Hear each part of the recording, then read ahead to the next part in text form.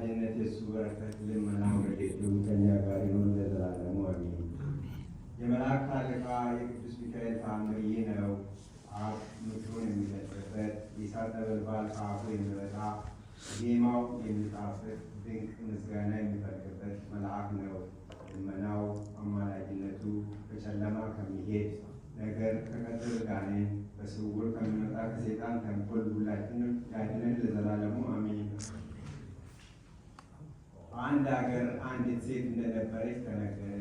ይቺ ሴት የከበረች ከፍ ከፍ ያለች እጅግ የበለጸገች ብዙ ገንዘብ የነበራት ሴት ነበረች። የመላእክት አለቃ ቅዱስ ሚካኤልን ትወድ በየወሩም በፍጹም ደስታና ትጋት የበዓሉን መታሰቢያ ታደርግ ነበር። ድሆች ለጾም አዳሪዎች በጎ ታደርግ ነበር። የተራቡትን ታበላ ነበር። የተጠሙትን ታጠጣ ነበር። የታረዙትንም ታለብስ ነበር።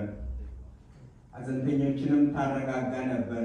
የሚተክዙትንም ደስ ታሰኛቸው ነበር። ስለከበረ ስለ ቅዱስ ሚካኤል ስም ብላ በሃይማኖትም ይህንን ስታደርግ ግስገላ ወደቀባት። ይህ ደዌ ክፉና አስጨናቂ ነበር። ሰውነቷ ሁሉ አበጠ፣ ተነፋ፣ መንቀሳቀስም ተሳናት። አካሏ ሁሉ በእሳት እንደተቃጠለ ሆነ። ወደ ባለ መድኃኒቶችም ላከች። ወዲያውኑ ወደ እሷ መጡ። በሽታዋን ሁሉ ነገረቻቸው። ብዙ ገንዘብ ሰጠቻቸውና አድኑኝ አለቻቸው። ሕክምና ሰጥቷት ሊፈውሷት የቻለ የለም። አደከማት፣ ይልቁንም ባሰባት እንጂ። ለሐኪሞች እየሰጠች ገንዘቧን ሁሉ ጨረሰች። ከሐኪሞችም በምን ጤንነት ባላገኘች ጊዜ ወደ ሕያው እግዚአብሔር ለመነች። ዓይኖቿን አንስታ ወደ ላይ ወደ ሰማይ አቅንታ ድምጿን አሰምታ ጮኸችና እንዲህ አለች። የይቅርታና የቸርነት መልአክ ጌታዬ፣ የመላእክት አለቃ ቅዱስ ሚካኤል ሆይ ከዚህ አስጨናቂ ደዌ እንድትፈውሰኝ እለምንሃለሁ። እኔ ለቤተ ክርስቲያኔ 12 ወቄት ወርቅ እሰጣለሁ። መታሰቢያንም በየወሩ አደርጋለሁ። ከዚህ በኋላ ዘመዶቿንና ቤተሰቦቿን ወደ እግዚአብሔር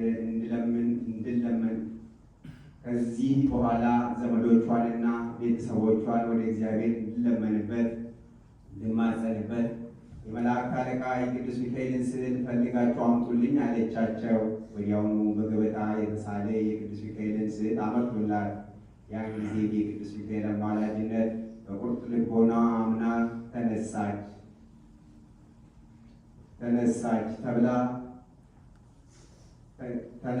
ተቀብላ አቅፋ ተሳለመችው። እየሰገደችም እንዲህ እያለች የመላእክት አለቃ ቅዱስ ሚካኤል ሆይ እርዳኝ፣ ከዚህ አስጨናቂ ደዌም ፈጥነህ አድነኝ።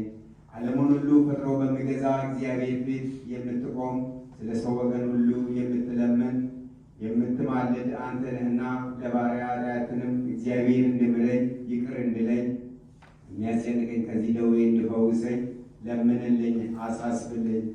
የመላእክት አለቃ ቅዱስ ሚካኤል ሆይ እኔን አንተን ተስፋ አድርጌያለሁና በጸሎትም ታምኛለሁና ከዚህ ደዌ ሕማም ብትፈውሰኝ፣ ጤነኛ ብታደርገኝ፣ በልመና በአማላጅነት ብርታት የፈጣሪ የይቅርታውና የቸርነቱ ነጠብጣብ ብደርሰኝና እና ቢሆን እኔ ባሪያ መታሰቢያህን ከማድረግ አላቋረጥም። በብዙ እንባ በመራራ ለቅሶ በመሰቅሰቅ ይህን አለች።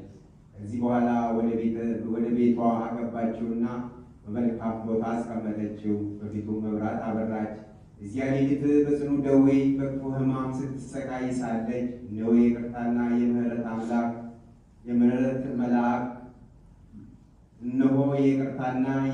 መልአክ የመላእክት አለቃ ቅዱስ ሚካኤል በሌሊት ራእይ ተገለጸላት። ወደ ቤቷም ገብቶ ከራስጌዋ ቆሞ ብርሃኑን በቤቷ ሞላ። እንደ ቀንም ሆነ። ጎኗንም መታ አደረጋት።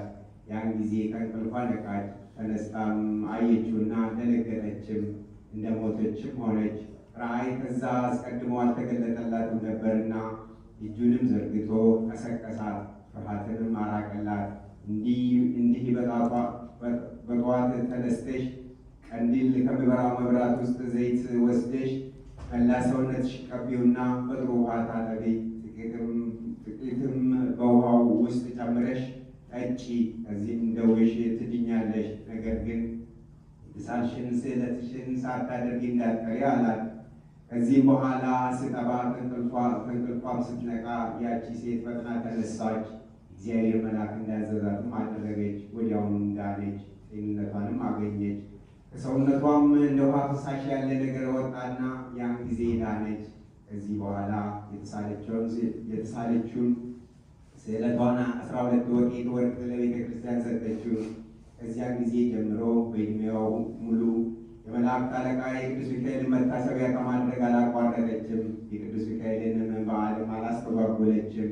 እስከ ሞተችም ድረስ ስለ ቸርነቱ በፍጹም ልቧ እግዚአብሔርን ስታመሰግን የቅዱስ ሚካኤልን ድንቅ ስራዋን ስትመሰክር በቅዱስ ሚካኤል አማላጅነትም እንደተፈወሰች ለሁሉ ስትናገር ኖረች። በመላእክት አለቃ በቅዱስ ሚካኤል አማላጅነት ወደ መንግሥተ ሰማያትም ገባች።